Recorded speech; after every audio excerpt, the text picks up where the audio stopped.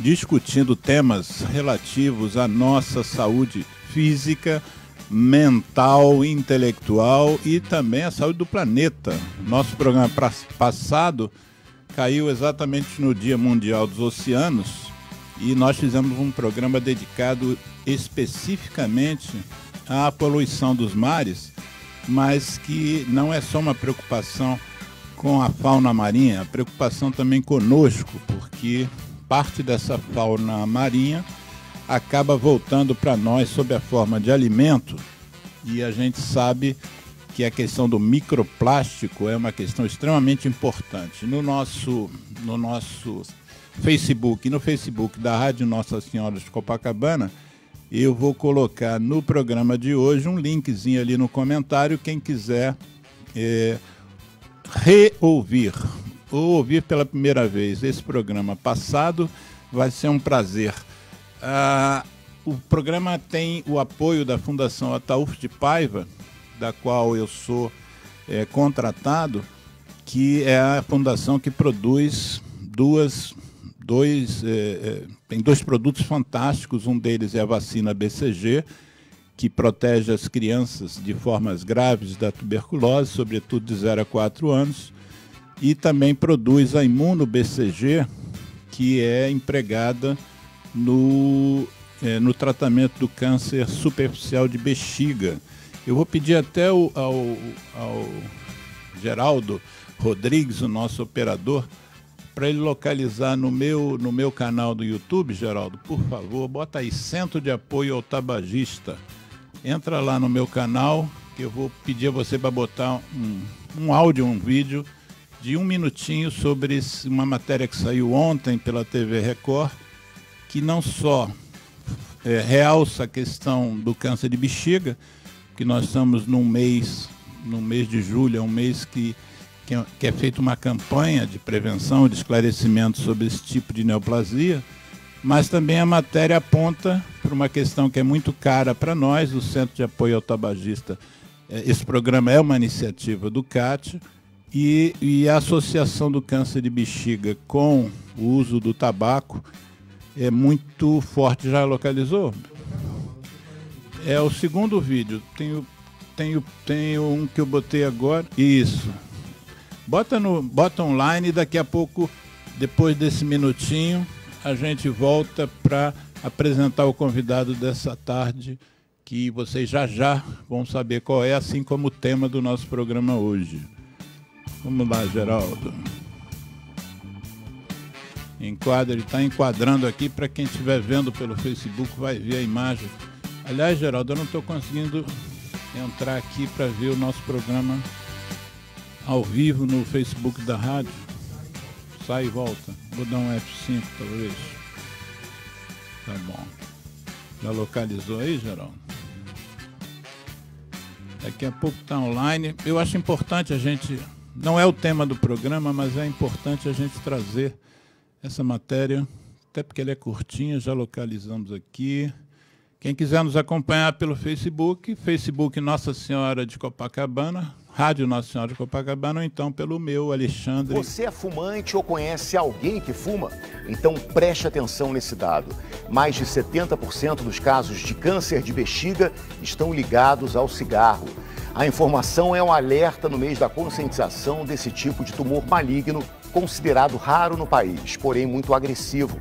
A doença atinge mais de 9 mil brasileiros, a maioria homens. Segundo os médicos, as substâncias tóxicas do cigarro são eliminadas pelo rim, agredindo a parede da bexiga.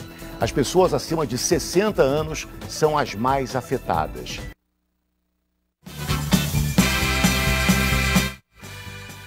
Para prevenir o câncer de bexiga, por incrível que pareça, também tem que prevenir a entrada no tabagismo, né? Quer dizer, a gente, quando estuda tabagismo, a gente sabe que o fumo, ele é responsável, ele faz parte do processo de mais de 19 tipos de cânceres diferentes. Muitas vezes a gente pensa mais no câncer de pulmão, no câncer de garganta, que são mais óbvios, que é por onde a fumaça passa, mas ele pela corrente sanguínea, ele vai a lugares bem distantes, como no caso a bexiga. Então nós já fizemos um programa aqui sobre o câncer de próstata, trazendo um colega, o Leonardo Abreu, que é do Instituto Nacional do Câncer, e nós vamos fazer um novo programa com ele a respeito do câncer de bexiga também. Mas no nosso tema de hoje traz como convidado um oncologista, um profissional médico especializado na questão dos tumores malignos, mas o aspecto que nós vamos sugar do nosso convidado, ele tem também a ver com o câncer, mas não só. Nós vamos tentar aqui esmiuçar um tema que é muito caro ao convidado, que é a questão da felicidade. A felicidade como um instrumento de preservação da nossa saúde e de melhoria do nosso bem-estar. Então a gente vai tentar abordar isso pelo viés da ciência, né? O que a ciência diz hoje sobre esse tema.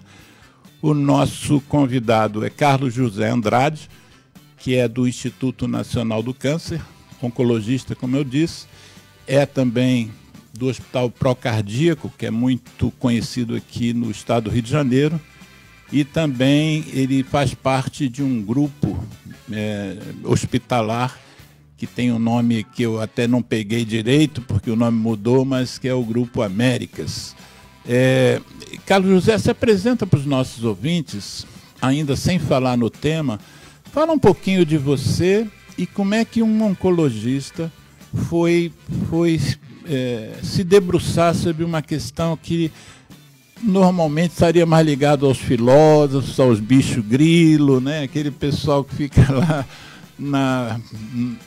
nas cachoeiras de Mauá, aqui do Rio de Janeiro, de Sana, e de repente a gente tem um oncologista que está estudando isso. Me disse até, e a gente vai publicar mais tarde, que acabou de fazer uma palestra pela o TED Rio, né, que é uma forma das pessoas que têm algo a dizer falarem. Você falou quantos minutos, Carlos? 18 minutos, mas às vezes é 15, às vezes é 20. Quem não conhece, vale a pena conhecer. TED, T de tatu, D de dado. É só botar no Google que vai aparecer uma série de palestras e quando é feita por aqui, obviamente são em português. Mas há também canais TED em que palestras em outras línguas têm legendas em português. E é realmente uma grande diversão, cada palestra melhor que a outra. E nós vamos depois, mais tarde, talvez até hoje, se já tiver online, a gente publicar aqui no nosso Face.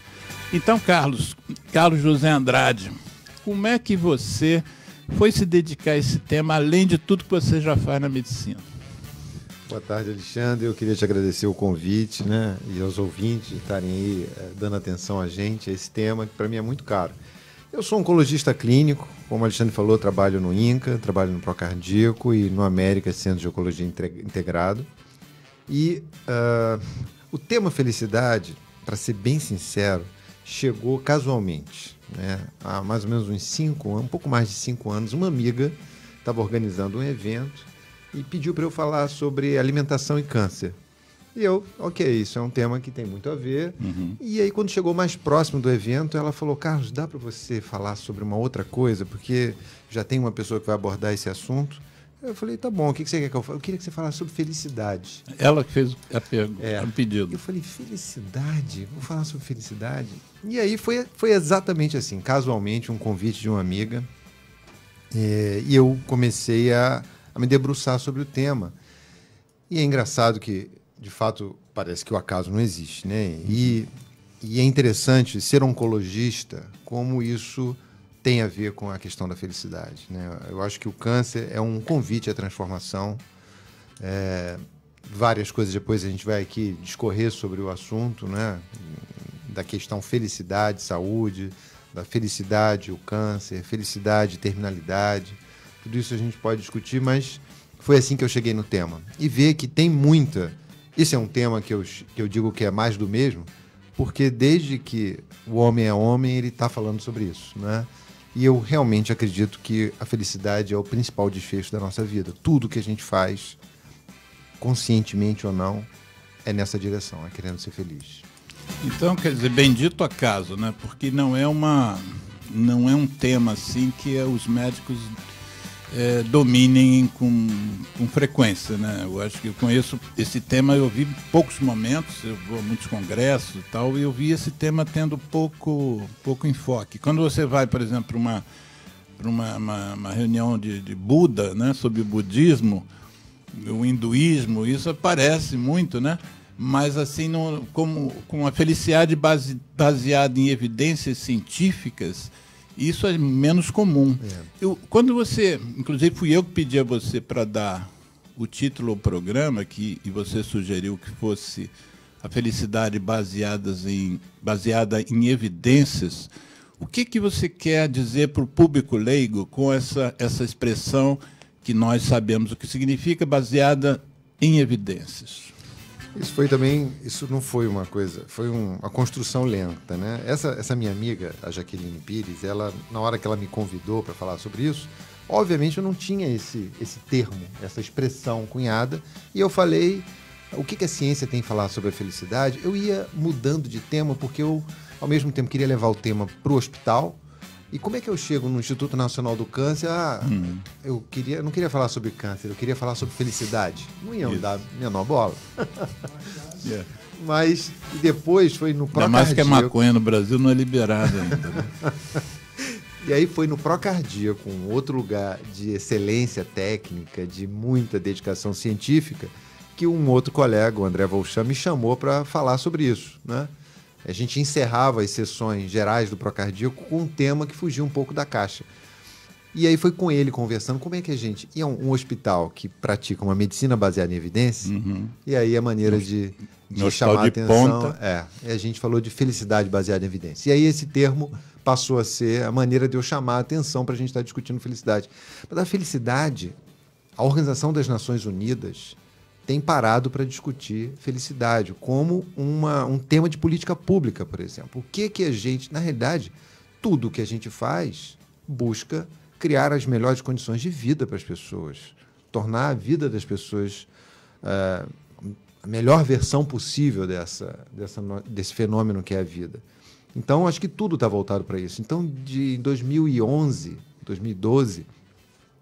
Inclusive, existem relatórios anuais, que é o World Happiness Report, que vem levantando a percepção de bem-estar e a felicidade em diversos países, e isso serve para uma reflexão em relação a políticas públicas que a gente deva fazer para tornar a vida das pessoas melhor. Esse relatório, te interrompendo, Happiness Report, quer dizer, o relatório da felicidade. Isso. Ele foi construído por que instituição ou instituições? Foi um trabalho conjunto? É um trabalho conjunto. E bancado pela OMS? A OMS é que centraliza. Não é a OMS, isso. é a Organização das Nações Unidas. Tá, inicialmente foi pela ONU. Pela ONU, né? As reuniões iniciais foram pela ONU. Sim. E é recente, pelo que você está dizendo, 2012. 2011, 2012. Foi quando saiu esse relatório. Aí agora tem anual. Agora sai um relatório anual, praticamente, levantando... Foi definido um Dia Mundial da Felicidade, que é o dia 20 de março. Eu tô acessando aqui pela internet. Isso. Eles chamam de World Happiness Report. Exatamente. Que em 2019, exatamente, reuniu 156. Eles fizeram um ranking de 156 países. Exatamente. Quer dizer, o negócio já está sendo realmente levado a sério. Muito, né? muito a sério. Apesar de ser uma coisa para a gente que nos evoca o riso, mas a coisa é séria. A felicidade é coisa séria. E o Brasil está, esse ano, no ano de 2019, na pior posição que ele já alcançou. Nós estamos em 38º lugar. Já chegamos a 14º, 16º. E isso se explica porque a ferramenta que se utiliza para capturar essa percepção de bem-estar nos diversos ambientes leva em conta produto interno bruto per capita, suporte social, percepção de corrupção naquele ambiente, uma série de dados. Então, para você avaliar o estado de felicidade de uma nação, você pega questões sociais, questões morais, questões policiais, políticas. Tem uma ferramenta, isso é um tema muito discutido, como é que a gente captura a percepção de bem-estar das pessoas. Então, isso aí, obviamente, sempre vai ser uma representação, um recorte, portanto, vai ser um proxy, né? Vai se aproximar do que é real. Mas é uma ferramenta que foi pactuada, foi elaborada, tiveram muitos especialistas no tema, economistas, enfim, para poder definir uma ferramenta que captura e, no caso, vem sendo essa ferramenta utilizada e ela consegue realmente perceber variações, ela tem uma sensibilidade para a variação. O país que mais recuou a percepção de bem-estar, um dos que mais recuou, foi a Venezuela, por exemplo. Então, você consegue tangibilizar um pouco mais essas condições sociais que entram nessa ferramenta. Para nossa, eu acabei de colocar aqui no meu Facebook o endereço para quem quiser se aprofundar e ler o relatório por completo, está aqui já disponível para vocês. Agora, como é que a gente poderia definir, do ponto de vista científico, que eu me lembro, deixa eu fazer um passinho atrás. Eu faço parte de uma sociedade espiritualista, chamada Sociedade Teosófica, e ela sempre se organizava como um tema, e as pessoas diziam o que achavam do tema. E eu me lembro que quando o tema do dia foi felicidade, devia ter umas 30 pessoas na sala, um pouco menos, e cada um ia dizendo o que achava que era felicidade. E tinha um mestre que conduzia a reunião. E nós acabamos, ao final da reunião, depois da manifestação de todos sobre o que achava que era a felicidade, nós próprios, quase que uma coisa terapêutica, né? Nós mesmos compreendemos que, pelo que nós tínhamos dito, nós não tínhamos uma ideia clara do que era a felicidade, né? Como é que se define, do ponto de vista científico, a questão de felicidade e a questão da percepção do bem-estar? Eu acho que quando a gente tenta amarrar isso, a gente expõe a dificuldade, que é isso. Se você olha da perspectiva histórica, por exemplo, no taoísmo, o Lao Tse falava que a felicidade dependia de um alinhamento com a natureza. E isso quer dizer a sua natureza e a própria natureza, da qual você faz parte. Aristóteles falava que a felicidade era construída através da prática do bem. Mahavira falava que a felicidade não poderia ser alcançada se houvesse violência, ou seja, a violência era um impedimento à felicidade. Gente, eu estou escrevendo, mas vocês não precisam escrever, que esse programa vai ficar todo online para sempre, se a gente espera, se não acabar essa rede de comunicações, porque o que está sendo dito aqui é muito interessante, que bate mesmo, né? Já falou em Tao, já falou em Krishna. E por aí vai. Então, assim, Buda chamou a atenção do treinamento da mente nessa jornada. E quando você olha um olhar mais contemporâneo, você está o Paul Dolan, que inclusive é um economista que fez parte dessa construção desses relatórios, da ferramenta. Como é que você escreve esse Dolan? Vou procurar Paul aqui. Dolan. Paul D-O-L-A-N, se eu não me engano. Mas ele fala que a felicidade é o somatório das experiências de prazer e de propósito que a gente tem na vida, né?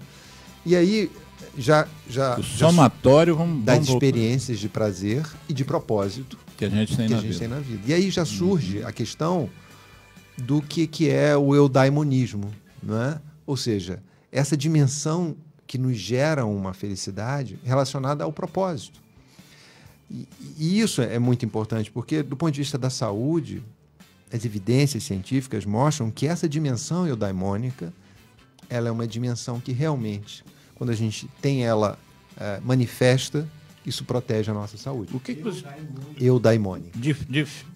Define essa palavra para a gente. Eudaimonismo, ele é essa dimensão relacionada à percepção do propósito. E aí o propósito na vida da gente é um motor que tira a gente da cama, que faz a gente enfrentar dificuldades, que faz a gente reconhecer que tem um significado, estabelece relações. Que nós temos um significado e que a vida também tem um significado. Exatamente. Então isso tudo é claro que vem dentro desse grande guarda-chuva que é a felicidade. Mas tanto a dimensão hedônica do prazer, do gozo, quanto a dimensão eudaimônica têm que ser consideradas, né? Uhum. E o que parece, né, o que as evidências, o que as coisas apontam é que essa dimensão eudaimônica é muito importante. Existem, assim, a gente perceber o papel que a gente pode desempenhar na nossa vida, essa forma de se expressar na vida com a nossa potência, com as nossas características, isso é fundamental para a gente ser feliz. Então, isso tem muito a ver, embora o tema felicidade muitas vezes nos remeta ao que a gente estava conversando aqui ainda há pouco sobre a questão das formas atualizadas, né, do pecado capital, né? Que é o Instagram, o Facebook, essas questões todas, né, que sempre vai pegar a gente da forma sorridente, entender que a vida é cheia de meandros, de encontros, desencontros, acertos, erros, não é? Isso faz parte do jogo da vida. Porque tem o hedonismo e o daimonismo. O hedonismo é a busca do prazer. Do prazer. E qual é a relação que você faz entre o eudaimonismo, que é um termo para nós, para mim, para o Geraldo, absolutamente novo, e a questão simples da autoestima? Porque você diz que a percepção do nosso papel na vida nos dá uma sensação de bem-estar, quando a gente não tem esse papel. Por exemplo, nem tudo que a gente faz que nos deixa feliz nos dá prazer. Então, às vezes a gente se envolver com alguma questão, ajudar um amigo, ou fazer algo que nos desloque do próprio eixo, não está necessariamente gerando um prazer, mas toca nessa questão do propósito. A cabo disso, você se sentir partícipe de uma transformação, de se sentir engajado, de estar inserido no grupo. Então, isso acaba gerando essa percepção de bem-estar. Bem-estar / felicidade. Então, vai nessa direção.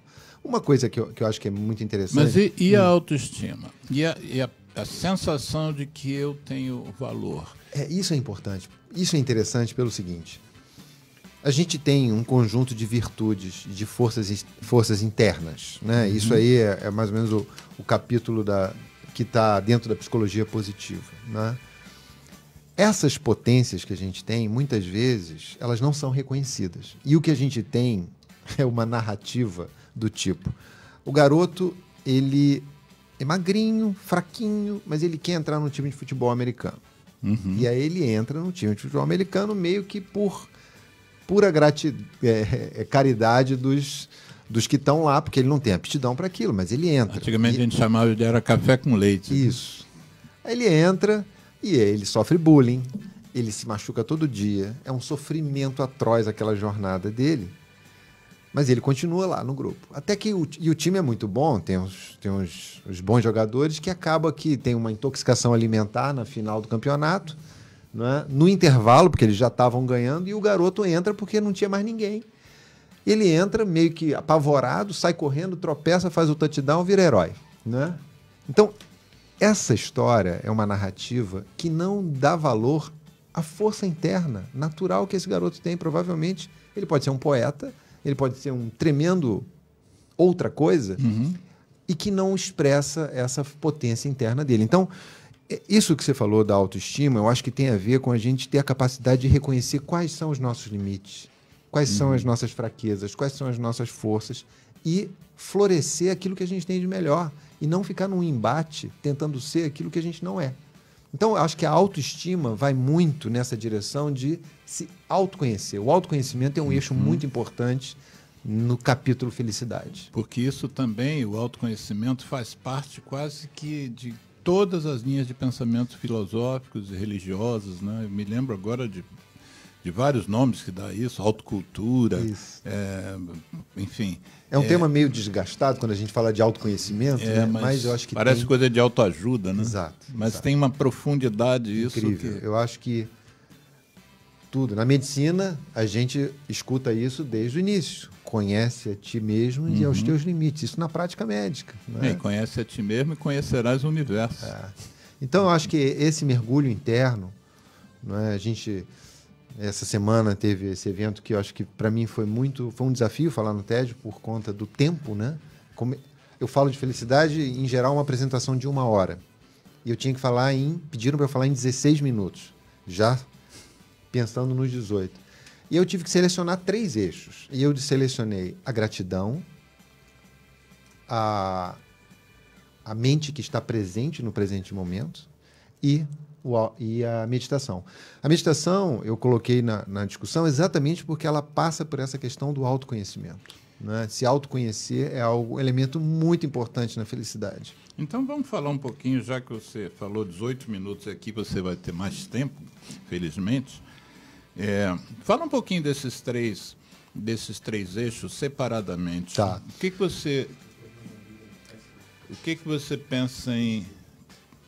você pensa sobre gratidão e a importância disso para o bem-estar?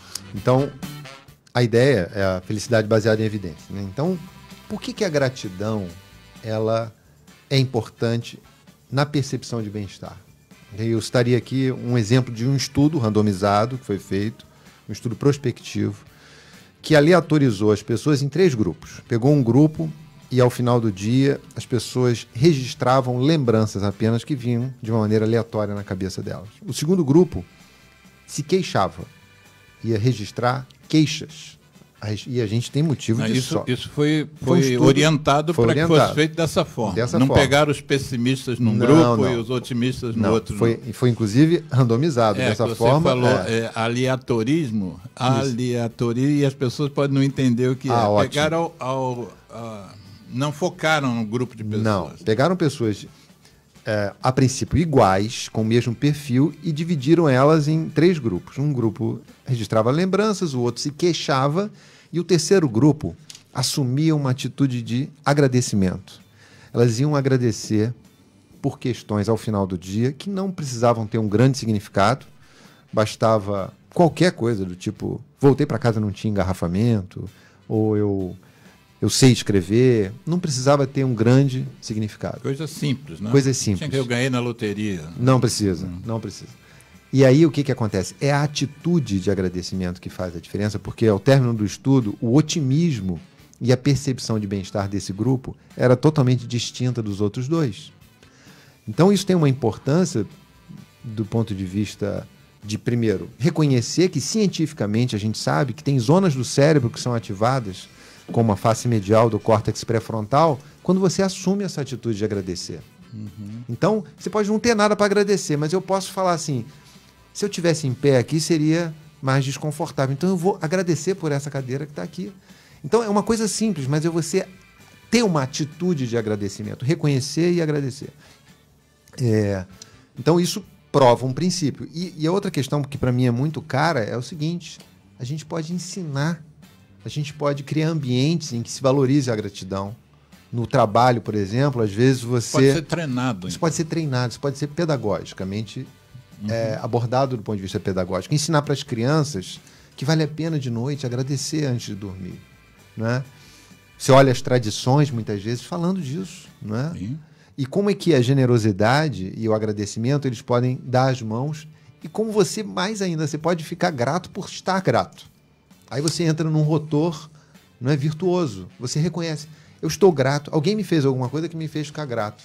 E olha que interessante. Eu posso ficar grato por ter ficado grato. Né? E uma coisa bacana nisso que você está trazendo é que existe uma linha de pensadores que entendem que religião e ciência tinham que caminhar muito mais juntas do que caminham e que talvez isso é o que vá, obviamente, a conhecer mais para frente, né? Quando o planeta estiver mais evoluído, as pessoas estiverem entendendo mais, porque boa parte que você está dizendo está nas culturas antigas. Sem dúvida nenhuma, Alexandre. Eu me lembro, por exemplo, de jantares em família em que as pessoas rezavam de agradecendo aquele alimento. Exato. E às vezes era uma família pobre, né? Às vezes o alimento ali era um pão com não sei o que, com ovo. Mas o ato, aparentemente, que seria um ato religioso, porque muitas vezes é falado, né? Agradeço à divindade, ou agradeço a Deus. Mas você está dizendo de uma outra coisa. A ciência já percebe que isso tem efeitos objetivos do ponto de vista cerebral. Sem dúvida. E, por exemplo, a gente pode agradecer... Primeiro que eu acho que um salão onde cabe todo mundo é o salão da ciência. Ali não tem algo que divida as pessoas. Todo mundo pode ter uma atitude científica e vai ser o lugar onde todo mundo vai estar lado a lado. Esse é o primeiro aspecto. O outro é, se a gente não tem uma crença, agradeça pelo sujeito que plantou, pelo que colheu, pelo que trabalhou, pelo que transportou. A gente tem uma cadeia de motivos para poder agradecer. Pelo que tentou evitar que pusessem tanto agrotóxico. Né? Exatamente. Pelo que cozinhou, pelo que ainda vai vir para poder botar em ordem a coisa depois da refeição. Então, isso tudo pode ser ensinado. Eu acho que aí a via científica, ela quebra um pouco o preconceito que as pessoas podem ter quando você está falando dentro de uma crença. Mas né?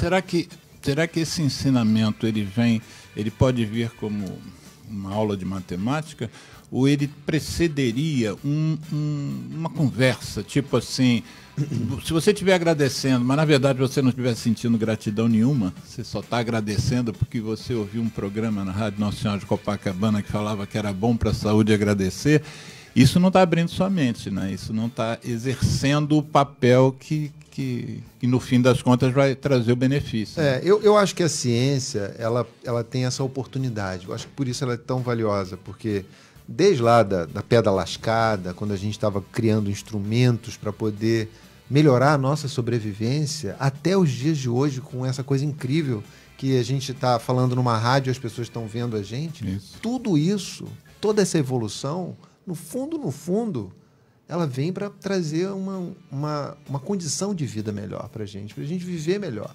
Eu acho que a gente está condenado a ser feliz, né?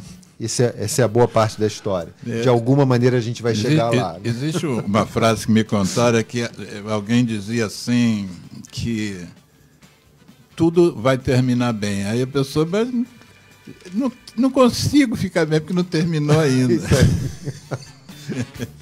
Eu acho que é por aí. Então quer dizer que esse papel da gratidão, ele se soma a um outro, que você trouxe também. Que era dar atenção ao presente momento. Atenção ao presente momento. Tem alguma coisa a ver com o que a doutrina budista chama de o aqui e o agora? Eu acho que todas as doutrinas, todas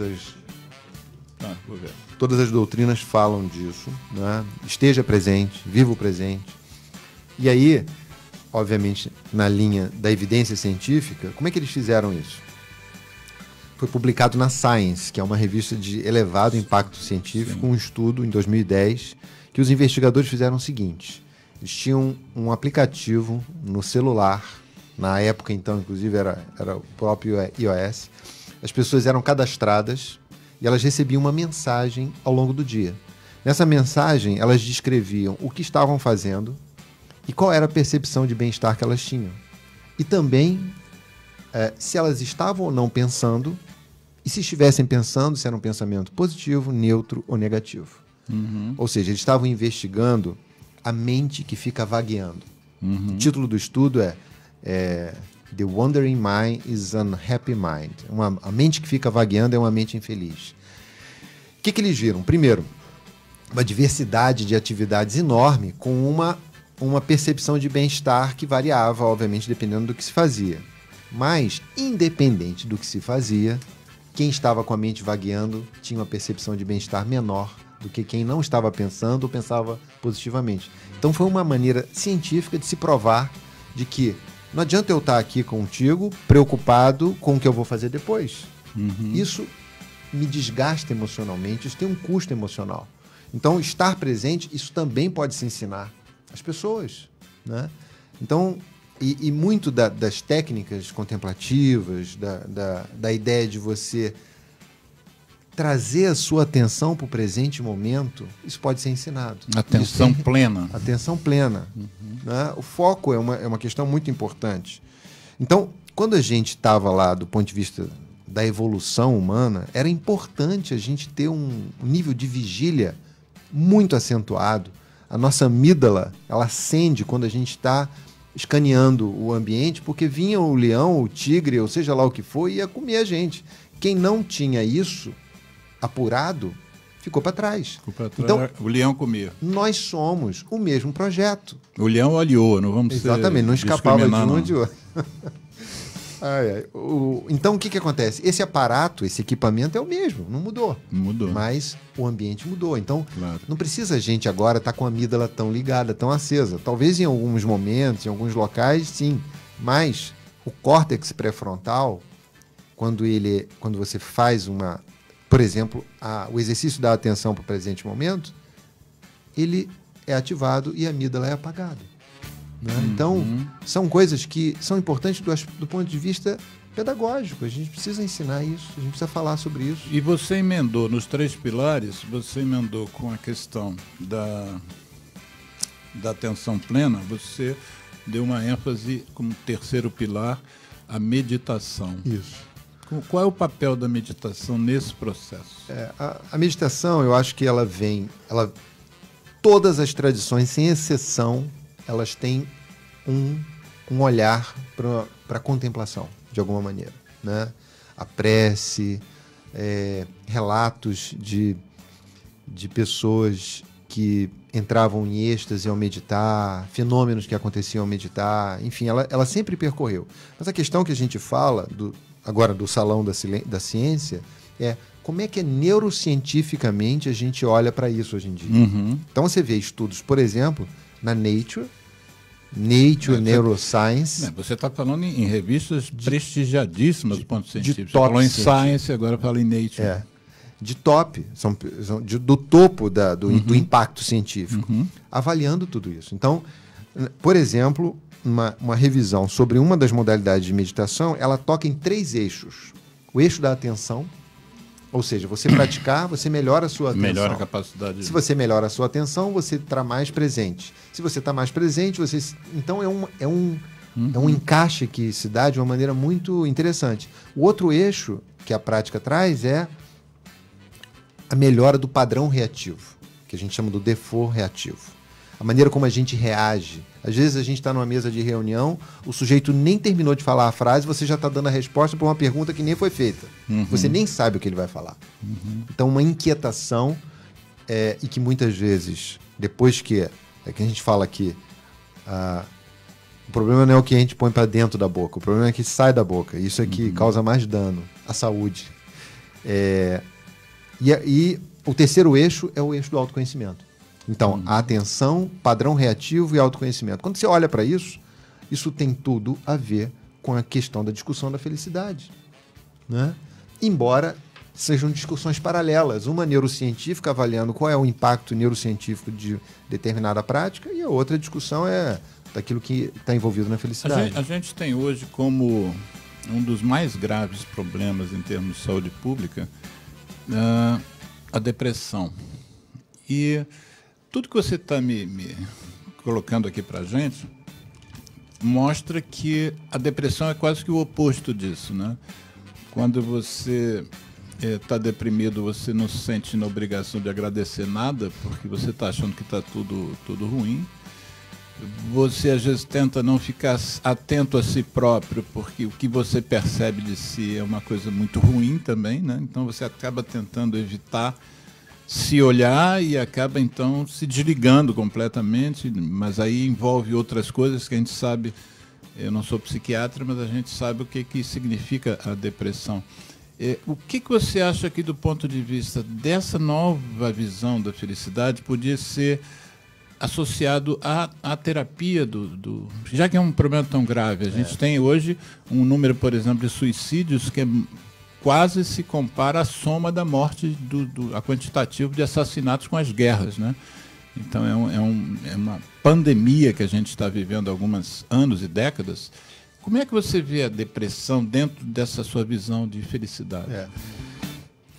Bom, tem algumas questões aí. Primeiro, quando a gente estava falando agora há pouco sobre a questão do exercício, da mesma maneira que a atividade física ela protege a nossa saúde e que o corpo são reflete numa mente sã, corpo são, mente sã, a prática da atividade mental ela pode repercutir positivamente, né? Esse é um primeiro aspecto. Então, você tem, por exemplo, meta-análises já feitas no ambiente de câncer, avaliando... Explica para o ouvinte o que é uma meta-análise, porque informação importante do Tá bom. ponto de vista de valorizar o resultado. Exato. Meta-análise é quando você pega mais de um estudo ou reúne um conjunto de estudos que avaliaram um mesmo assunto e tenta combinar os resultados desse estudo para melhorar a nossa impressão final sobre aquele tema, né? Então, por exemplo, existem mais de um estudo avaliando a depressão e a ansiedade em mulheres com câncer de mama ao longo da trajetória da doença. E essas análises, elas mostram um impacto positivo, ou seja, uma relação de causa e efeito, e com uma magnitude clínica, ou seja, uma relevância clínica positiva, como, por exemplo, meditar e diminuir a depressão e a ansiedade. A Sociedade Americana de Oncologia Clínica, no ano passado, publicou um documento avaliando essas práticas integrativas, por exemplo, de uma outra sociedade, que é a Sociedade de Oncologia Integrativa, e todas essas modalidades, o nível A de evidência, que é um nível mais confirmado de que alguma coisa realmente, da mesma maneira que fumar dá câncer, ou seja, ninguém tem dúvida dessa questão, a meditação tem impacto positivo em melhora de qualidade de vida, melhora da depressão e melhora da ansiedade nesse ambiente do câncer. Então, está mais do que comprovado que isso. Isso significa que o remédio não tem importância? De jeito nenhum. O remédio é importante, mas você pode fazer mais. Você pode... Quando a gente olha para um sistema de saúde hoje em dia, o sistema ideal é aquele sistema que a gente fala, é o P4. É um sistema preventivo, ele é preditivo, você sabe, você quer fazer aquilo que realmente vai beneficiar as pessoas que você está oferecendo o tratamento. Ele é participativo, ou seja, cada um de nós também vai ser responsável, não é uma questão de transferência. A gente tem que assumir um estilo de vida que nos proteja, né? E quando você fala no papel da meditação, mas vamos pensar de uma forma geral, no papel da felicidade em relação ao câncer, você está falando não só do efeito benéfico durante o tratamento, mas também da redução de metástases futuras e desenvolvimento do próprio câncer também. Quer dizer, se a gente tiver uma boa prática, a gente pode até deixar de desenvolver um câncer que estaria meio que programado. Alexandre, acho que a gente Já ainda há não... evidências nesse sentido. A gente sentido, não tem né? ainda evidência disso, mas eu vou te falar um estudo que me impressionou muito no ano passado, que foi o seguinte, um estudo feito com animais de experimentação. Se existe uma metodologia, uma plataforma nova agora para se estudar alguns fenômenos que são receptores ativados por drogas desenhadas, né? Ou seja, você cria um receptor na célula e desenha uma substância que você sabe que é a chave que liga e desliga aquilo. Pegaram ratos, infectaram uma região do cérebro desses ratos relacionadas à recompensa, ou seja, a sensação de bem-estar. Implantaram-se tumores nos ratos e um grupo você ligou a chavinha e no outro não. A evolução do tamanho dos tumores é totalmente diferente. Então isso já mostra que não só o estresse gera dano, como ir para o lugar da recompensa gera proteção. O que se tem hoje em dia, por exemplo, num final de dia de prática de meditação, um grupo de enzimas chamado deacetilases, que são super importantes no processo epigenético, que eu vou explicar um pouco melhor o que é. A epigenética estuda a nossa relação do nosso meio ambiente interno genético com o meio ambiente externo, né? Então, por mais que você tenha um DNA que nasceu com uma determinada característica, uma determinada potência, se você assumir determinados hábitos de vida, como, por exemplo, fumar, como se alimentar mal, esse DNA vai ser metilado, radicais metil vão colar nesse DNA. Isso é tão sério porque isso não só aumenta a chance de adoecimento, como você passa isso para a sua prole. Então, isso é uma questão ecológica, inclusive. Cuidar do seu DNA é uma atitude ecológica. Ao final de um dia de prática, essas deacetilases aumentam no nível sanguíneo de praticantes experientes. Então, isso já está dosado, já isso foi já está testado. dosado, já foi testado. Então, isso pode ser uma avenida que venha explicar por que mente sã gera corpo são. E a questão da felicidade começa a se embolar com isso, porque Se você tem essas medidas, se você se preocupa com isso e vai nessa direção, você vai acabar vivendo mais. A sua saúde vai deteriorar menos.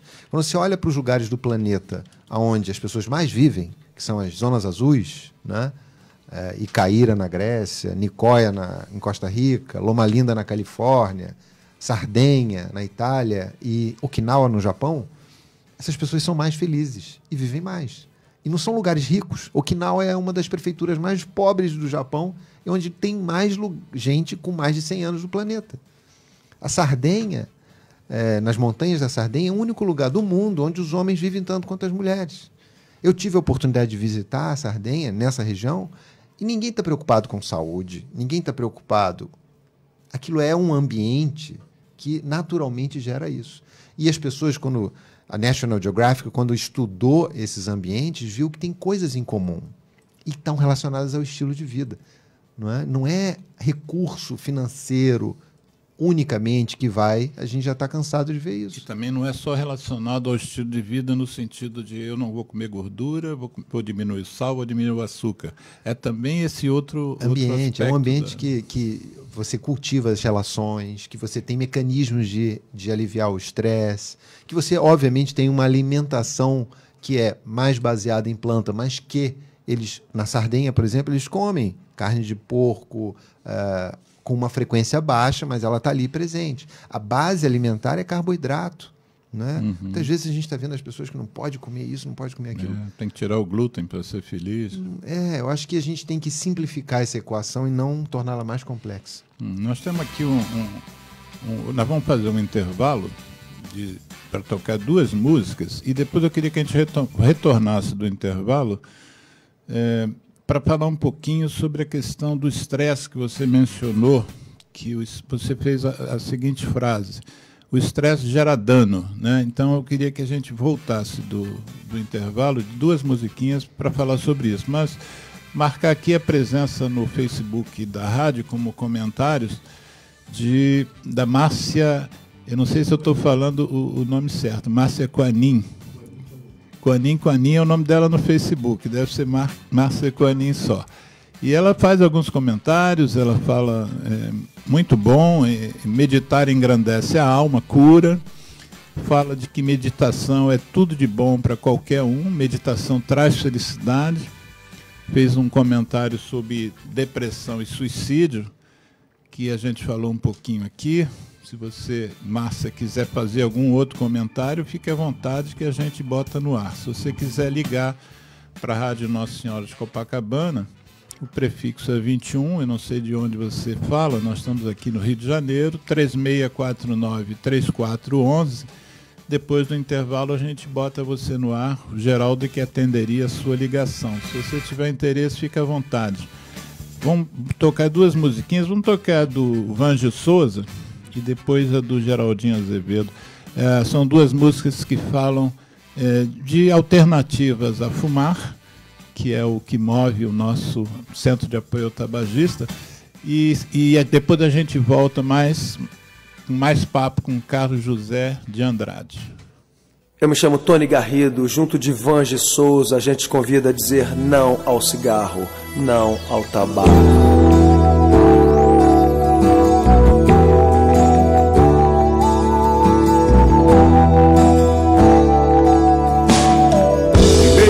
Caos da fumaça de tantos carros e chaminés, somado ao ar já pesado, cigarros, charutos e narguilés.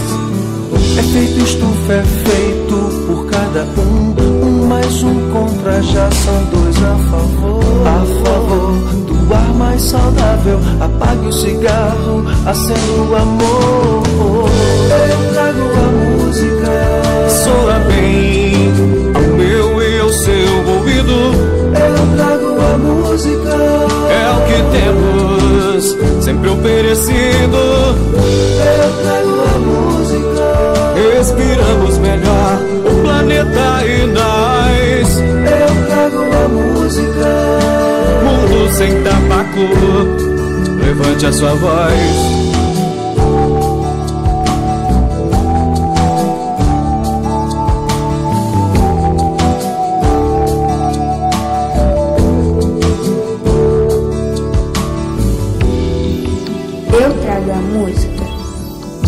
Ouça bem ao meu e ao seu ouvido. É o que temos sempre oferecido. Eu trago a música, respiramos melhor o planeta e nós. Mundo sem tabaco, levante a sua voz. Efeito estufa é feito por cada um mais um contra, já são dois a favor. A favor do ar mais saudável, apague o cigarro, acenda o amor. Eu trago a música, soa bem ao meu, ao seu ouvido. Eu trago a música, é o que temos sempre oferecido. Eu trago a música, respiramos melhor o planeta e nós. Eu trago a música, mundo sem tabaco, levante sua voz.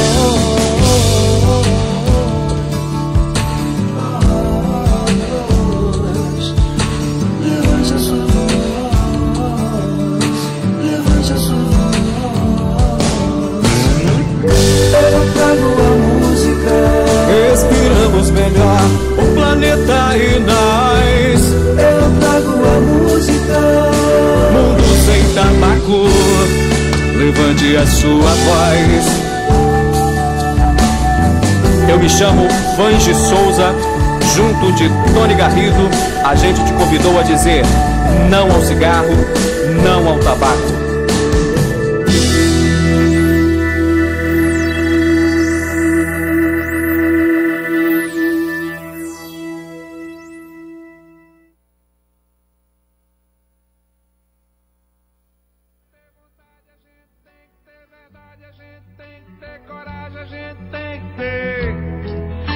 Ninguém precisa de você, fumar pra quê?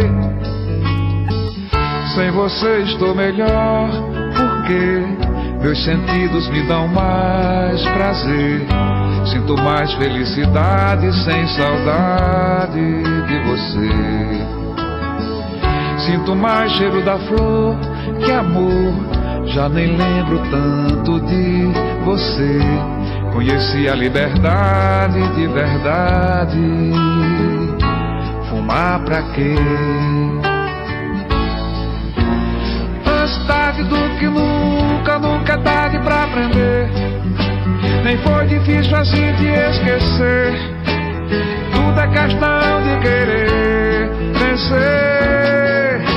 Saúde a gente tem que ter, vontade a gente tem que ter, verdade a gente tem que ter, coragem a gente tem que ter. Ninguém precisa de você, fumar pra quê?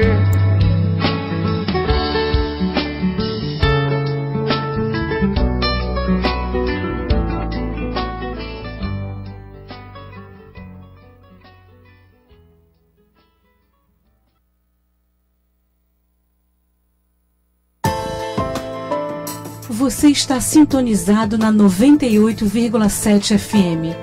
Rádio Nossa Senhora de Copacabana. A onda que chega ao seu coração.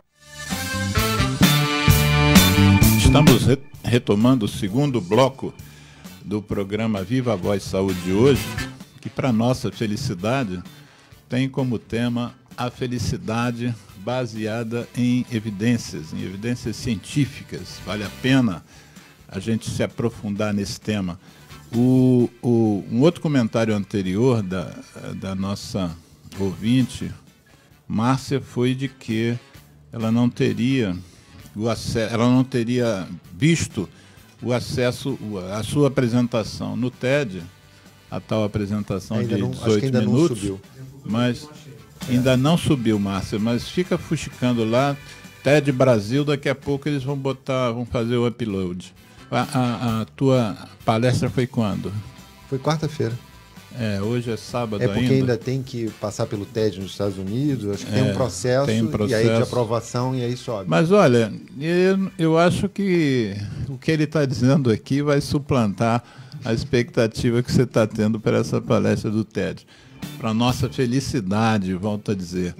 O Geraldo, no intervalo, fez uma pergunta aqui ao nosso convidado, Dr. Carlos José de Andrade, relembrando, que é oncologista do INCA, oncologista do Hospital Procardíaco, do American Center de Oncologia, e que está hoje falando sobre uma paixão dele, que ele tem estudado bastante, que são os efeitos da chamada felicidade sobre a nossa saúde física e nosso bem-estar geral. E ele apontou no início um termo que nós desconhecíamos, tanto eu quanto o Geraldo, eu imagino que boa parte dos nossos ouvintes, que é o eudaimonismo. Mas no intervalo ele citou que isso foi levantado por Aristóteles. Você vê como é que a coisa é, né? Há quanto tempo que isso já foi dito e nós não conhecíamos. E uma das coisas do eudaimonismo, ele citou como sendo a questão da vida com um propósito. E o Geraldo queria aprofundar essa pergunta, né, Geraldo? Porque atualmente uma das coisas que as pessoas mais querem ser é advogado no mundo. Realmente é uma coisa muito especial ser advogado, acertar na loto, né?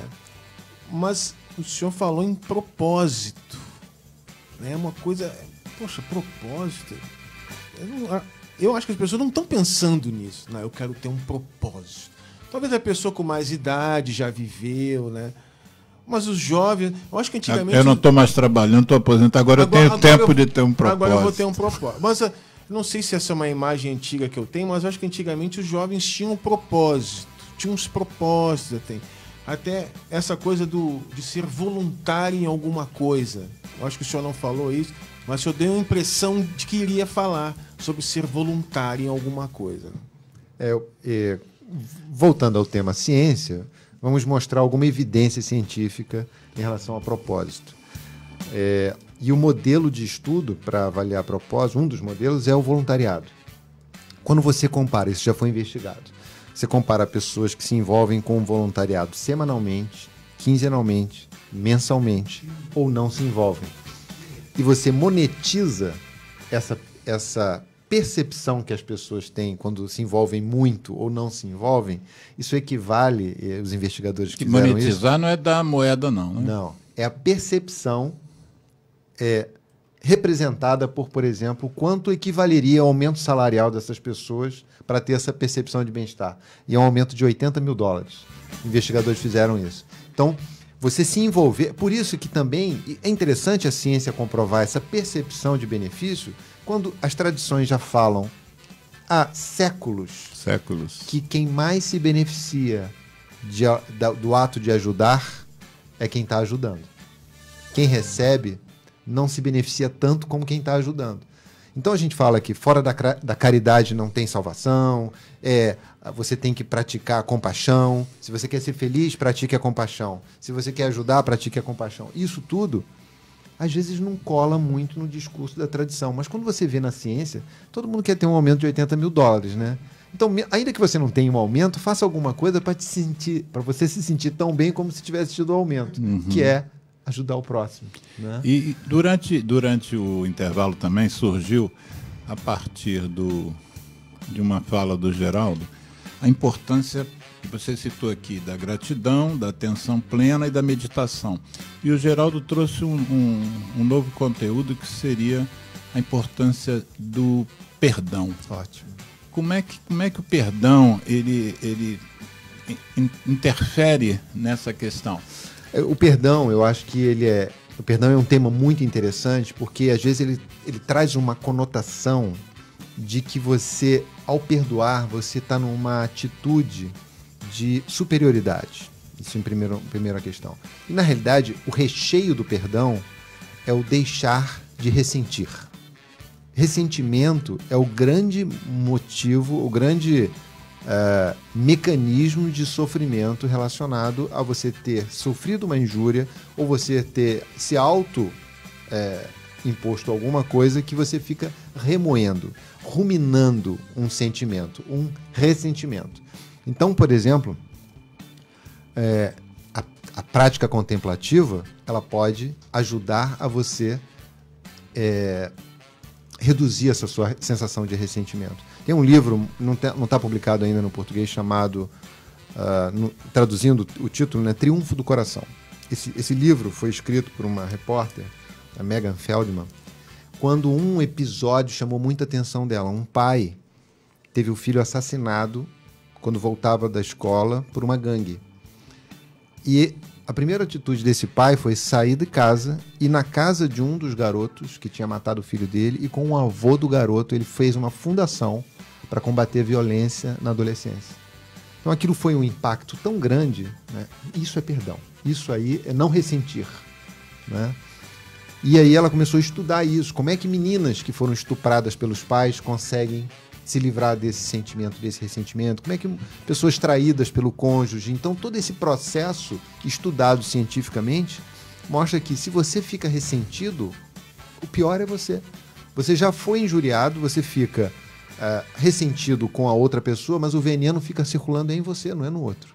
Então fazer coisas que possam aliviar esse ressentimento faz bem para a nossa percepção de bem-estar. Você usou para definir o ressentimento como um veneno, né? É um veneno. O ressentimento é um veneno. E às vezes é interessante a gente falar da cultura antiga, que vem sempre, mas não é exclusiva do discurso religioso, mas quando a gente vê, praticamente em todas as religiões, mas muito fortemente no cristianismo, quando a gente vê a palavra o perdão, né? Às vezes fica uma conotação apenas eu tenho que perdoar porque eu sou bom, porque eu sou filho de Deus, então eu preciso perdoar. E na verdade não é isso. Não, o perdão, o deixar de ressentir não impõe a reconciliação. O que acontece é você vai deixar, você vai deixar aquilo, você vai abrir a sua mão e o que você sente vai sair de você e que você não vai mais reagir àquele evento. Não necessariamente você tenha que se reconciliar, ou esquecer, mas você vai deixar de ressentir. Existe uma sutileza que faz toda a diferença nisso. E às vezes você pode estar cobrando uma pessoa de se reconciliar e aquilo está aumentando o sofrimento dela. Quando na realidade, expor, por exemplo, uma vítima ao algoz, exigindo dela o perdão, pode aumentar o sofrimento. E quando na realidade ela tem que deixar de ressentir. Isso. E você citou, Carlos, que nosso programa hoje aqui está focando na questão das evidências científicas, não minorando a importância da cultura antiga, né? De jeito nenhum. Mas você citou, por exemplo, que existe uma fundação chamada John Templeton que premia. Fala um pouquinho da fundação, com as suas palavras vai ser muito mais palatável.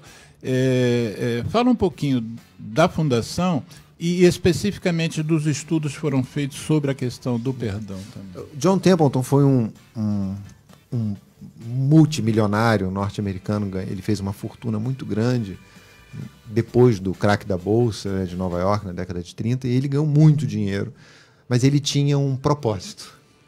John Templeton tinha uma questão de investigar-se as grandes questões da vida, né?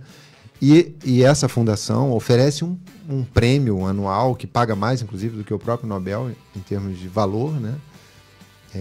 Se não me engano, é $1 milhão ou um pouco mais de $1 milhão em termos de prêmio.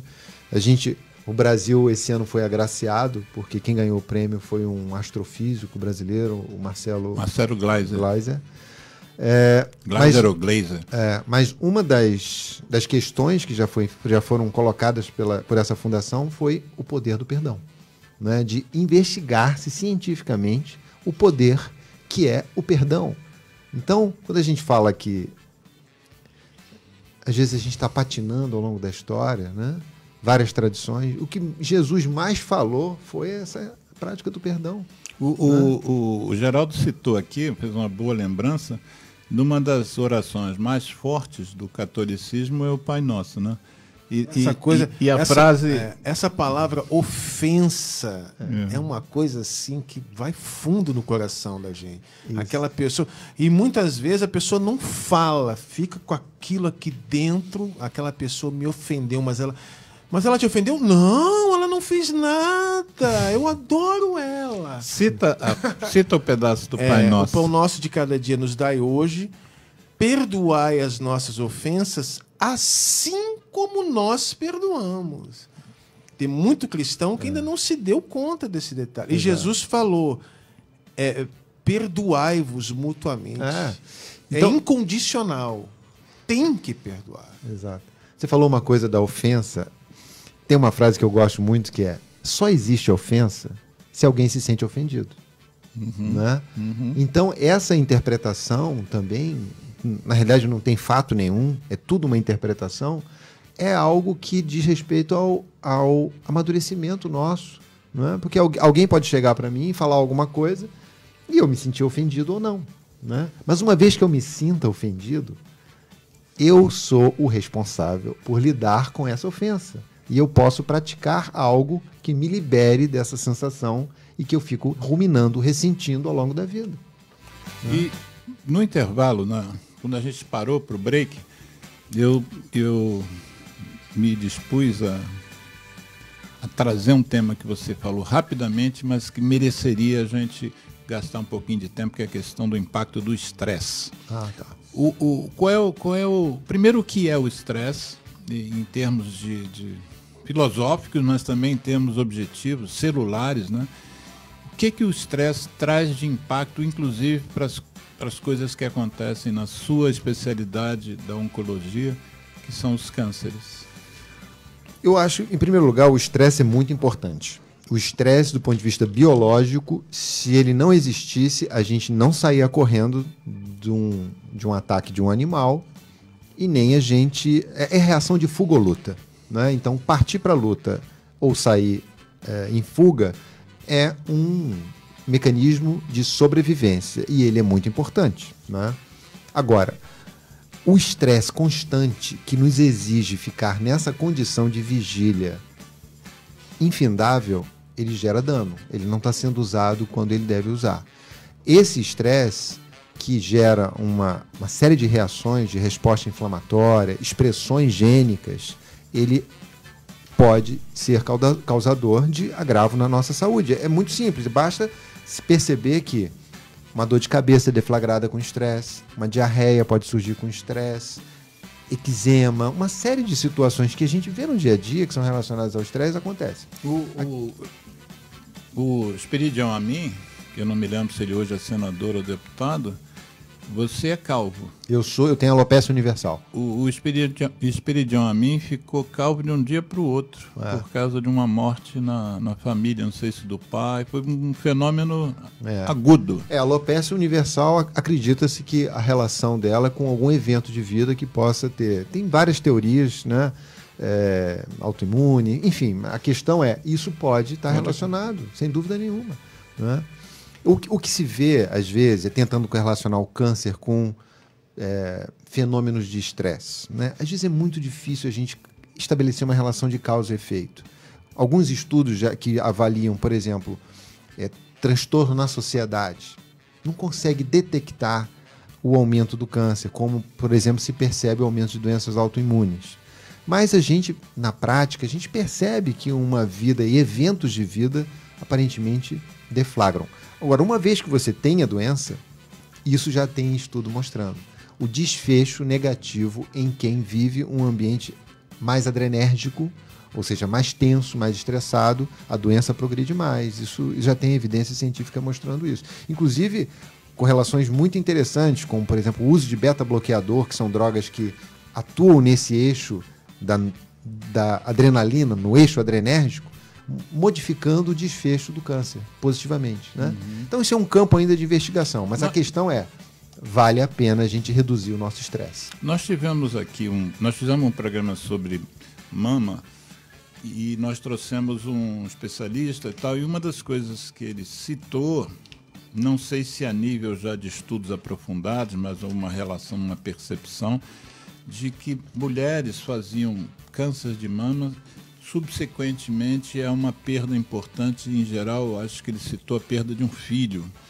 Você concorda com isso? Existem estudos que embasam essa... Eu acho que a gente tenta, por exemplo, teve um clássico estudo que acompanhou estudantes de medicina durante décadas e décadas, uma coorte norte-americana, e que correlacionava, por exemplo, perfis de personalidade com determinado agravo à saúde. Né?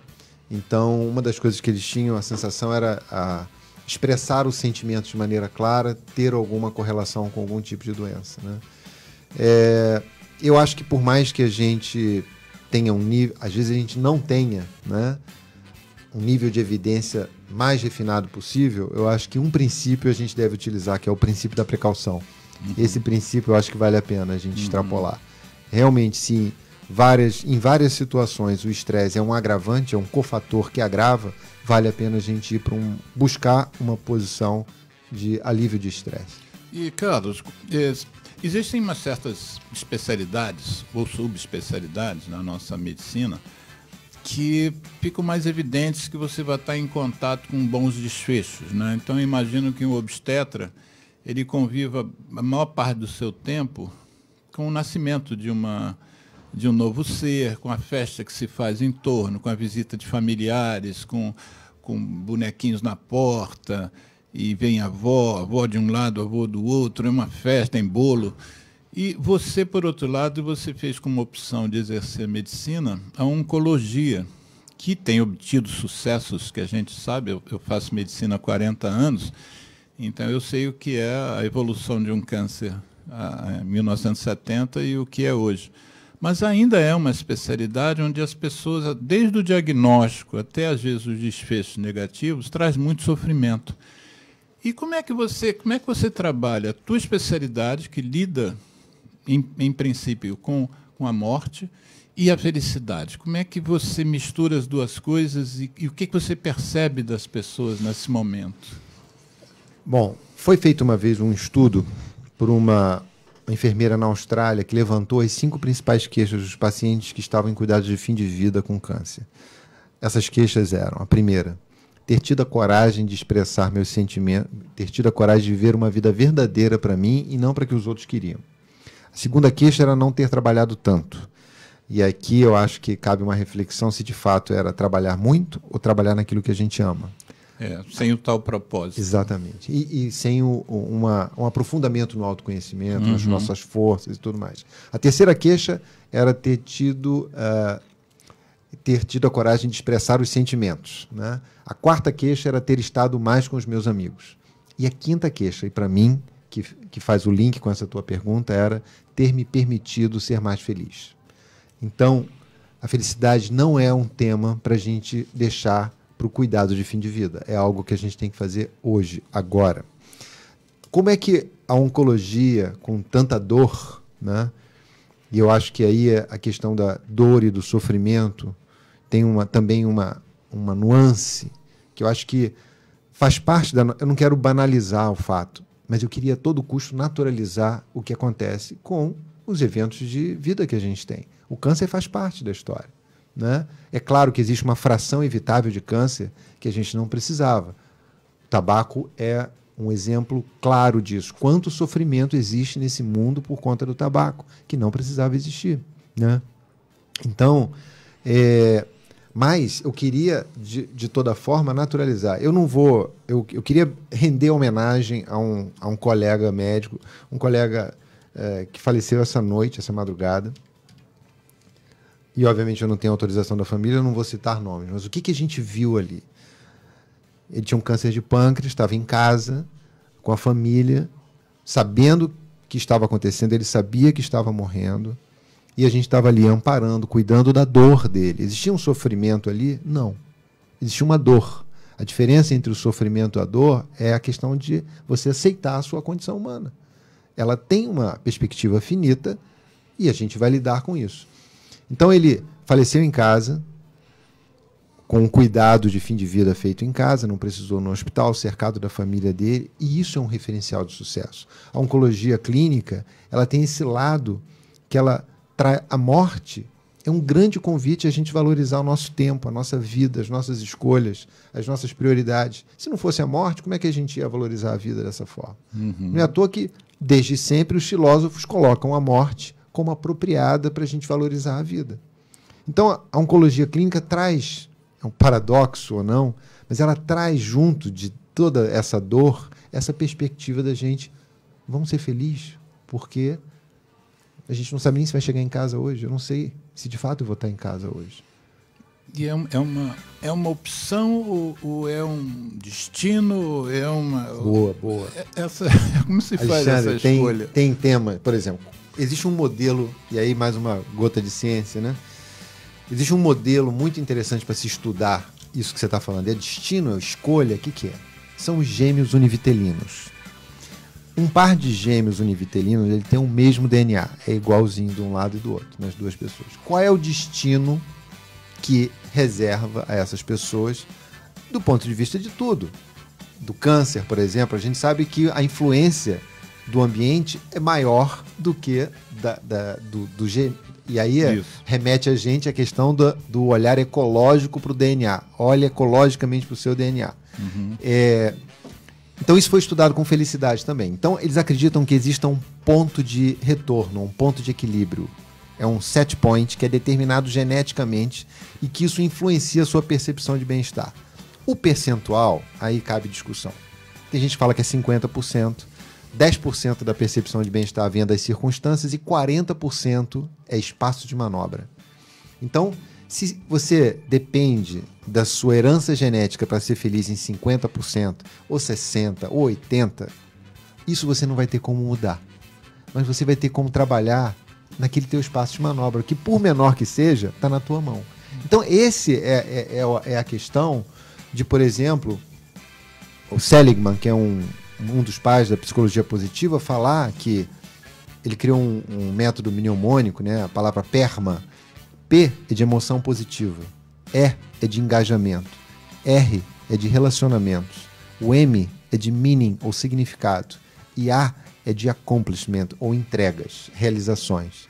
Se você olha para esses teus 40% e fala assim, eu vou procurar emoção positiva, eu vou me sentir engajado, vou procurar me engajar, eu vou construir e manter relacionamentos, eu vou buscar significado e eu vou fazer realizações, você vai estar mexendo. Por mais que o teu gen te diga que o teu vai até aqui, você vai estar dando um adicional e isso está no nosso espaço de manobra. E isso pode fazer toda a diferença ao chegar no fim da vida e você ter tido a percepção de que podia ou não ser mais feliz. Isso é para a gente fazer agora, não é para quando vier um diagnóstico ou a gente perceber que é... No último dia de vida. Exatamente. E você já mencionou algumas vezes, e a nossa ouvinte aqui trouxe essa questão também, da psicologia positiva. Para quem não conhece, qual é o significado de psicologia positiva? Acredita-se que no pós-guerra, né, com tanto estresse pós-traumático sendo uma demanda a ser atendida... A gente aqui do Brasil não viveu tanto isso. Deve ter sido mas realmente... não tinha psiquiatra disponível para dar conta desse volume todo. Então, foi quando a psicologia clínica, graças a Deus, começou a surgir. E o olhar médico, ele às vezes é muito reducionista. Ele encontra um transtorno e quer entender o mecanismo fisiopatológico e corrigir aquilo. É que nem o biólogo evolucionista e o médico. O médico quer corrigir. O biólogo quer entender o que aconteceu ao longo dos milhares de anos para aquilo ali ter acontecido. Nesse movimento de atenção ao estresse pós-traumático, dentro desse ambiente da psicologia clínica, surgiu esse movimento. Puxa, a gente não quer só tratar o rótulo estabelecido, a gente quer que as pessoas floresçam. E aí vai nesse sentido de... Lao Tse falava que o importante é compreender a sua própria natureza e estar alinhado com ela. Florescer tem a ver com isso. É a gente cultivar, é a gente, numa atitude de jardineiro, cuidar da própria percepção de bem-estar. Existe um ditado chinês que fala isso. Se você quer ser feliz por um dia, fique bêbado. Se você quer ser feliz por uma semana, coma um porco. Se você quer ser feliz por um mês, se case. Mas se você quer ser feliz a vida inteira, seja um jardineiro. O jardineiro remete a gente para essa ideia de que a felicidade é algo que se constrói, que se cultiva, que se zela. Né? E você vê Lao Tse falando isso no século VI a.C. e vê Voltaire falando isso em 1700, se eu não me engano, falando que devemos cuidar do nosso jardim. Voltaire falava muito de felicidade. Né? Voltaire falava que felicidade era a única coisa que a gente dava sem ter. Né? Muitas vezes sem ter. Exatamente. E que Voltaire falou, eu escolhi ser feliz porque ser feliz faz bem para minha saúde. Olha, em 1700. Isso. E agora custamos para entender que temos que estudar esse fenômeno, né, que não é tão conhecido. Agradecendo mais uma vez a Márcia Quanin, desculpa, Márcia, se eu estiver falando seu nome errado, mas ela exaltou uma oração que eu faço questão aqui de dedicar alguns minutos lendo essa oração, que ela é a oração de São Francisco, isso é muito estrela de Natal. Aliás, como você é a estrela do nosso programa hoje, eu vou pedir a você, para você ler a oração de São Francisco para os nossos ouvintes e para ficar nos anais do nosso programa. Bom, fala o seguinte, eu corro o risco de chorar aqui, que eu sou um coração mole, mas eu vou tentar. Então, essa letra faz o seguinte: Senhor, fazei-me um instrumento de vossa paz, onde houver ódio, que eu leve o amor, onde houver ofensa, que eu leve o perdão, onde houver discórdia, que eu leve a união, onde houver dúvida, que eu leve a fé, onde houver erro, que eu leve a verdade, onde houver desespero, que eu leve a esperança, onde houver tristeza, que eu leve a alegria, onde houver trevas, que eu leve a luz. E ela segue: Ó Mestre, fazei-me instrumento, fazei-me que eu procure mais consolar do que ser consolado, compreender do que ser compreendido, amar que ser amado, pois é dando que se recebe, é perdoando que se é perdoado, e é morrendo que se vive para a vida eterna.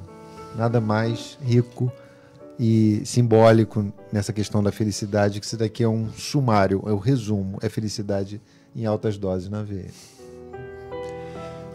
Márcia, tá fazendo o nosso convidado chorar aqui, Márcia, hein?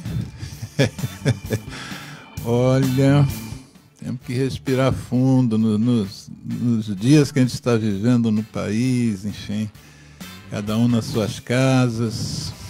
É uma mensagem muito bonita. E eu volto a repetir o que eu tinha dito, né? No dia que ciência e religião começarem a trabalhar juntos, o mundo vai mudar. As coisas vão mudar.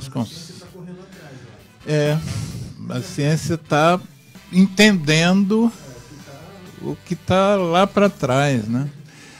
E o que a gente pode fazer para que os profissionais de saúde tenham acesso a esse tipo? Eu vou divulgar esse nosso programa para todo mundo. Eu tenho várias redes. Vou buscar a tua palestra no TED, que deve ser um resumo do que nós conversamos aqui, também para divulgar para todo mundo. Já falei com você sobre a questão do nosso encontro em Brasília em agosto. Gostaria que você também pudesse falar isso, porque lá vai ser... Tem muito... A Márcia está na linha, quer falar com a gente? Que prazer, Márcia. Pode falar com a gente, se quiser fazer um comentário ou uma pergunta, fica à vontade. É um comentário, que se eu fosse perguntar, o doutor Carlos ficaria aí o dia inteiro me atendendo. Isso. Então, gratidão por essa incrível entrevista. Amei. Tomara que milhões de pessoas estejam ouvindo e vendo aí vocês. Divulga. Ajuda. Oi? Ajuda a gente na divulgação. Eu já compartilhei aqui com não sei quantos. Eu faço uso da psicologia positiva. Ai, que bom. Então, assim, eu sei que dá resultado. Eu sou voluntária. Ser voluntário cura qualquer coisa. Não ser voluntário é que a gente arranja problemas, né? A gente cria. Isso. É isso. E você está em que área de voluntariado? O que você gosta? Qual é o seu propósito? Já trabalhei com refugiado. Que legal. Trabalho com crianças de população de rua, dou café da manhã. O trabalho mais gratificante para mim de todos esses é acolher pessoas enlutadas. Eu comecei fazendo voluntariado, atendendo essas pessoas, porque uma amiga perdeu o filho. E depois eu cresci e agora eu tenho um grupo dentro de um cemitério, que é o Crematório da Penitência. Lancei um livro, enfim. Eu conheci a doutora Adriana Tomás, a doutora Carlos deve ter conhecido. Conheci Ela a Adriana. me ajudou muito, me supervisionou. Enfim, é o que ele falou. Quando a gente faz trabalho voluntário, a satisfação é tão grande que a gente não se cansa, a gente não tem preguiça, a gente acorda às 4 horas da manhã, a gente carrega peso, enfim, é só maravilha. O Carlos quer fazer um comentário. Isso que você fala realmente, você falou agora da madrugada, né? Tem gente que diz que é o propósito que levanta a gente da cama, né? E quer seja num momento da madrugada, como seja num momento de dificuldade. Sim, né? sim. Quando a gente tem uma dificuldade, às vezes é o propósito que tira a gente da cama. E muito interessante você falar isso, envolver pessoas enlutadas, porque a gente tem muita dificuldade com a palavra cuidado paliativo no português, porque no português tem uma conotação que parece algo a menos, algo que não é o ideal. E a origem da palavra paliativo vem de manto de proteção. E é exatamente isso que você faz quando você envolve alguém enlutado, né? Então, parabéns pelo seu propósito, pelo seu envolvimento, por tudo isso. Isso é um grande exemplo. As pessoas vão aprender isso. Tudo isso aí. Ô, Márcia, deixa eu fazer um comentário com você ainda na linha, que é o seguinte: eu tenho um grande amigo que transformou um luto numa ação positiva, que essa ação positiva, a gente imagina que já tenha salvo a vida de mais ou menos aí uns 30 ou 40 mil pessoas. Um amigo meu perdeu um filho que tinha 21 anos de idade num acidente de trânsito do qual ele era carona no banco traseiro e nesse acidente ele veio a falecer. O nome dele é Fabrício Diniz e o pai Fernando Diniz. O pai transformou essa perda num grande movimento que ele denominou de Paz no Trânsito e criou-se um grupo do qual eu fiz parte que gerou o que hoje é a lei federal chamada de Lei Seca. Então, a Lei Seca ela veio da possibilidade. Aí eu perguntei ao Carlos se isso foi uma opção ou se enfim, é genético. Ele fez um movimento que o natural seria entrar num processo depressivo pela perda de um menino muito caro para ele, obviamente, e ele transformou isso num grande movimento. E uma das coisas que ele aprendeu a fazer, como ele sabia o que sentia um pai ou uma mãe ao perder um filho num acidente, uma morte inesperada, que ele começou a ler, ao ler uma notícia de uma morte no trânsito, ele ligava para o jornalista, perguntava o endereço, o telefone do jornalista, da família, e ele ia na casa das famílias. Ele fez isso com dezenas de famílias. Daí se criou uma organização, que é uma ONG hoje chamada Trânsito Amigo. Se você quiser, bota no Google, Trânsito Amigo, Fernando Diniz.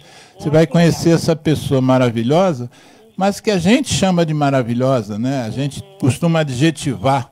Mas, na verdade, foi a forma que ele encontrou de servir. Eu sempre falo que muitas pessoas transformam a dor em amor. Exatamente. É isso, nada mais. Exatamente. E dentro de uma linha de pensamento, dizem que amor é você perceber que não existe diferença. Exatamente. Isso já seria o grande amor por um outro. Ele e vocês são a mesma coisa. Aí quando você vai ver na fala de Jesus, que Jesus já dizia isso, quando ele dizia ame o outro como a ti mesmo. Era uma sugestão, mas que a gente interpreta como a fala de um mestre, mas na verdade é a percepção da realidade, né? Exato, é isso mesmo. O Márcio, muito grato pela sua participação no programa e você conseguiu, com a sugestão da oração de São Francisco, emocionar o nosso convidado aqui. Eu estou de frente para ele e vi que ele teve que usar o recurso aí para chegar ao final da oração. Obrigado, Márcia. É amor puro em ação. Isso aí, um grande abraço. Outro, tchau. Carlos, nosso programa está chegando no final.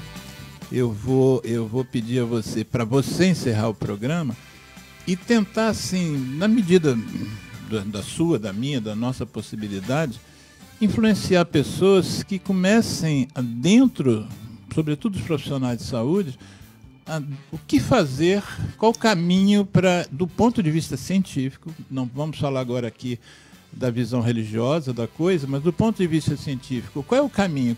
Quando é que ele começa a procurar informação para se aprofundar nesse assunto? Primeiro, eu queria fazer um convite aos profissionais de saúde a estarem atentos com um fenômeno que vem acontecendo em crescendo, que é o fenômeno do burnout, que é um fenômeno de esgotamento profissional. Quem cuida de quem está cuidando? Então, a gente está vendo que isso está crescendo no mundo todo, isso tem uma superposição com a depressão, mas isso é um fenômeno relacionado ao trabalho. E existem duas grandes oportunidades de lidar com isso, né? Eu queria só aproveitar a oportunidade, porque fique à vontade. A principal causa de morte de residentes médicos do sexo masculino tem sido o suicídio, né? E isso está relacionado ao estresse. Então essa questão da felicidade tem a ver com exatamente isso, da gente tentar buscar propósito, tentar reconhecer que nós somos uma população de risco para isso e cuidando de nós, a gente vai poder cuidar melhor do outro. O que moveu a gente a cuidar do outro é a questão do cuidado, que o autocuidado seja encarado como uma competência profissional. Isso em primeiro lugar, né?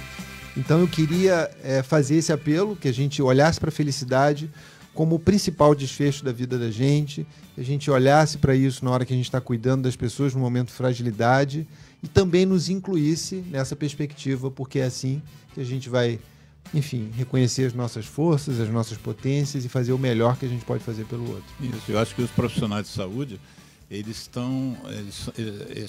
fenômeno do burnout é um fenômeno evidente, já bastante reconhecido, mas nós temos outros fenômenos como o alcoolismo, como o uso de drogas às vezes pesadas por profissionais de saúde, como uma forma, um escapismo, né? Exato. Dentro dessa pressão que talvez a gente tenha que mudar a forma de ver, né, a nossa profissão, qual é o propósito da nossa profissão. Às vezes, enfim, não vou nem citar exemplos, porque eu vou ser muito leviano e superficial, mas às vezes o propósito que a gente está dando para a nossa profissão não é o que seria mais adequado para nós mesmos, né, quando a gente pensou lá atrás em ser um profissional de saúde. Mas eu vou me juntar a você para a gente levar isso para mais pessoas. Vou fazer campanha para jogar você na boca do povo. Gente, o programa geral está em dócil aqui, o programa está acabando. Nós vamos trazer o Carlos José novamente. Um grande abraço. Esse tema eu estou muito feliz de ter tido a oportunidade de levar.